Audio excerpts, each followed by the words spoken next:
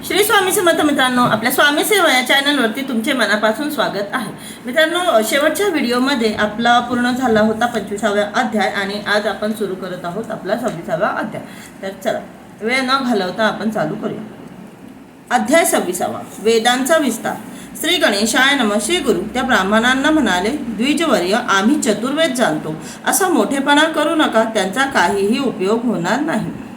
वेद अनंत आहेत, प्रत्यक्ष ब्रह्मवेदही त्यांच्याविषयी अनभिज्ञ आहेत। नारायणांनी व्यासरूपाने अवतार घेऊन त्यांची संहिता तयार केली, पण तेही पूर्ण वेदज्ञ नव्हते। पहिलं वंशपायन जैमिनी आणि सुमंत हे वेदव्यासांकडे विद्या अभ्यासक होते। ते व्यासांना म्हणाले, गुरुदेव, आम्हाला सर्व वेद जाणून घेण्याची इच्छा आहे। तेव्हा त्यांनी उत्तर दिले, शिष्यांनो, वेदांचा महिमा अनंत आहे। कल्पांपर्यंत आयुष्य लाभले तरीही एका वेदाचा अभ्यास होऊ शकत नाही। चारही वेदांचा अभ्यास करणे तर खूप लांबची गोष्ट आहे, पण कितीतरी जन्म किंवा कितीही मोठं आयुष्य लाभलं तरी आपण एका वेदाचा संपूर्ण अभ्यास नाही करू शकत, इतका त्यांचा महिमा अनंत आहे। तिथे चार वेद कसे आत्मसात होणार म्हणून व्यासांनी त्या चौघांना वेदांचे भाग वाटून दिले। पूर्वी भारद्वाज ऋषी वेद अभ्यासक होते, पण अपेक्षित प्रगती होत नव्हती, म्हणून त्यांनी प्रदीर्घ तपश्चर्या केली। तेव्हा ब्रह्मदेव प्रसन्न झाले। ते म्हणाले, वत्स, तुम्हाला काय वरदान हवे? भारद्वाज म्हणाले, मला ब्रह्मचर्य पालन करून सर्व वेद शिकायचे आहेत, ते मला शिकवा। ब्रह्माजी म्हणाले, वेद किती आहेत ते मी सांगू शकत नाही, मग तुम्ही हे सर्व वेद कसे शिकणार? आपल्या शक्तीनुसार अभ्यास करा। मग ब्रह्माजींनी त्यांना वेद राशींचे 3 पर्वत दाखवले। ते पाहून भारद्वाज भयभीत झाले। ते त्यांना शरण गेले व म्हणाले, एवढे वेद मी कसं शिकणार? म्हणून तुम्ही जे द्याल तेच मी घेईन। ब्रह्माजींनी त्यांना अभ्यासासाठी 3 मुठ्ठी भरून वेद दिले। भारद्वाजांनी त्या 3 वेदांमधील काही मंत्र वेगळे करून 4था वेद तयार केला। पुढे हे 4 वेद व्यासांनी आपल्या 4 शिष्यांना वाटून दिले।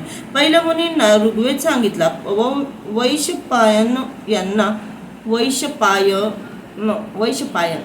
वैशंपायन यांना यजुर्वेद सांगितला, जैमिनींना सामवेदाची व सुमंतांची अथर्ववेदाची सविस्तर माहिती सांगितली आणि त्या प्रत्येक वेदाचे ज्ञान, वर्ण, गोत्र, देवता, छंद, स्वरूप, उपवेद, वेद, भेद, शाखा यावर विस्तृत विवेचन केले। श्री गुरूंच्या मुखातून ती सर्व माहिती ऐकताना ते ब्राह्मणही थक्क होऊन गेले।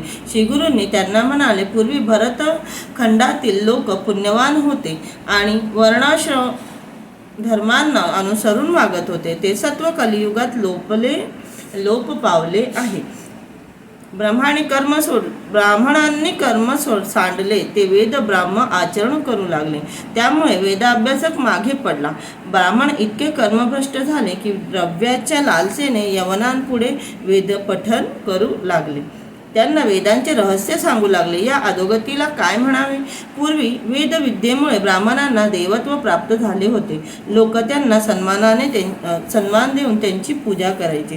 राजे महाराजे त्यांच्या निस्पृह आचरणाचे कौतुक करायचे, त्यांचा आदर करायचे। जग देवांच्या आधीन, देव मंत्राच्या आधीन, तर मंत्र ब्राह्मणांच्या आधीन, अशी सत्यस्थिती होती। त्यांचे महात्म्य काय सांगावे? आज ती परिस्थिती नाही।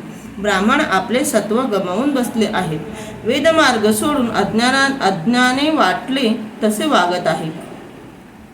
हीच ज्ञाती पुढे पैसे देऊन वेदपठण करताना आपण वेदांना भ्रष्ट करत आहोत याचीही त्यांना कल्पना नाही। अशा मूर्खांचे तोंडही पाहू नये, ते मरणोत्तर ब्रह्मराक्षसच राहणार। द्विजहीन ज्ञातीपुढे पैसे देऊन वेदपठण करताना द्विज हो, हा अशा चतुर्वेदांच्या शाखा आहेत, असे आहेत त्यांचे वेद। तुम्ही स्वतःला मोठे ज्ञानी समजता ना? मग ही माहिती तुम्हाला होती का? नाही ना? मग आम्ही चतुर्वेदी असा मोठेपणा मिरवून जगात आपल्या विद्वत्तेचा डंका कशाला पिटता? जयपत्रे मागत कशाला हिंडता? त्रिविक्रम भारतींना कशाला छळता? तुम्हाला जयपत्रे वगैरे काहीही लिहून मिळणार नाही।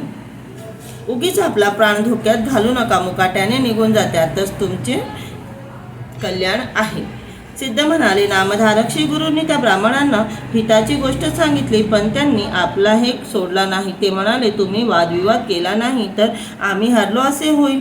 ही वार्ता राजाला कळली तर आमचे महत्त्वच राहणार नाही. नामधारक यालाच विनाशकाले विपरीत बुद्धी. त्या द्विजांचे दिवस भरले होते, म्हणूनच त्यांना आपले हित कशात आहे हे कळाले नव्हते, असे मला म्हणावेसे वाटते.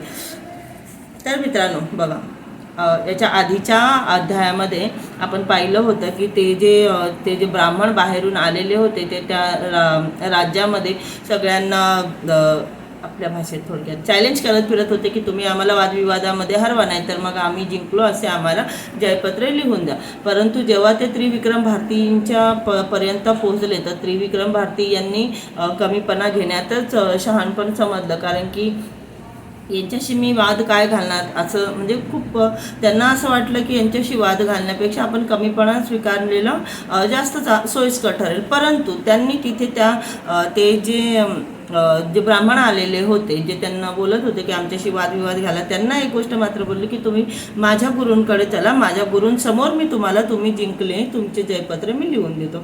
तर जेव्हा ते ब्राह्मण जेव्हा ते त्रिविक्रम भारती त्यांना त्या ब्राह्मणांना घेऊन त्यांच्या गुरुकडे गेले आणि जेव्हा गुरूंनी त्यांना वेद किती आहेत आणि वेदांचा महिमा किती आहे, काय आहे हे त्यांना समजावून सांगितले, तेव्हा त्यावेळी ते बोलले की ते गुरु त्यांना बोलले की तुम्ही म्हणता की आम्ही चतुर्वेदी आहोत, आम्हाला 4ही वेदांचे ज्ञान आहे, कुठे आहे तुमचे ज्ञान? वेदांचा महिमा अनंत आहे. आपल्याला कितीही मोठं आयुष्य मिळालं तर आपण एका वेदाला पूर्णपणे आपण वेदाचा अभ्यास नाही करू शकत. या सगळ्या माहिती दिल्यानंतर ते जे गुरु होते, गुरूंनी त्यांना सांगितलं की तुम्ही उगाच तुमचा जीव धोक्यात टाकू नका आणि उगाच जगाला हे सगळं सांगण्यात काही अर्थ नाही आम्ही चतुर्वेदी आहोत म्हणून. पण तरीही ते ऐकायला तयार नव्हते की त्यांना असं होतं की तुम्ही जर आमच्याशी वादविवाद नाही केला तर मग आम्ही किती श्रेष्ठ आहोत हे तुमच्या राजाला कसं करणार, मग आमची काही किंमत नाही उरणार, आमची व्हॅल्यूच नाही उरणार. तर थोडक्यात जर का इतकं समजावून पण ते जर समजत नव्हते तर त्या गुरू थोडक्यात ते ओळखून घेतलं की यांचा आता टाईम म्हणजे थोडक्यात दिवस संपलेले होते, दिवस भरलेले होते. म्हणजे बोलतो ना आपण, जेव्हा एखाद्या गोष्टीची अति होते तेव्हा त्याची लवकरच माती होते. तर असं सगळं मग त्या गुरूंनी ओळखून घेतलं की यांना समजवण्यात काही अर्थ नाही आहे, नक्कीच यांचे दिवस आता भरत आले. तर मित्रांनो, इथे आपला 26वा अध्याय संपत आहे. पुढच्या व्हिडिओमध्ये पुढच्या अध्यायाकडे बघू. श्री स्वामी समर्थ मित्रांनो.